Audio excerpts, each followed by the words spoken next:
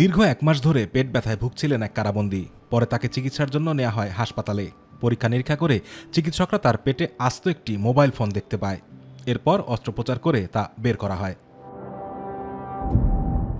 ভারতের কর্ণাটকের শিবমোগা কেন্দ্রীয় কারাগারে এক বন্দীর সঙ্গে এ ঘটনা ঘটেছে। বেঙ্গালুরু ভিক্টোরিয়া হাসপাতালে তার অস্ত্রোপচার করে সেই মোবাইল ফোন বের করেন চিকিৎসকরা।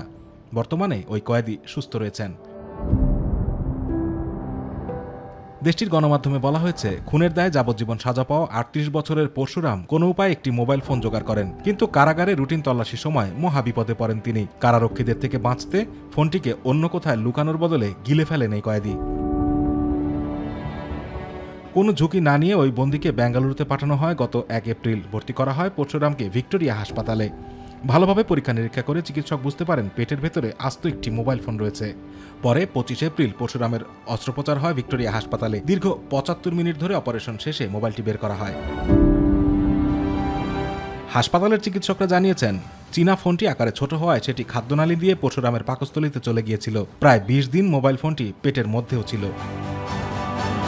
এদিকে কারাগারে মোবাইল রাখার অভিযোগে পরশুরামের বিরুদ্ধে মামলা করেছে তুঙ্গানগর থানার পুলিশ। আতিকুর রহমান তিতাস, মাই টিভি।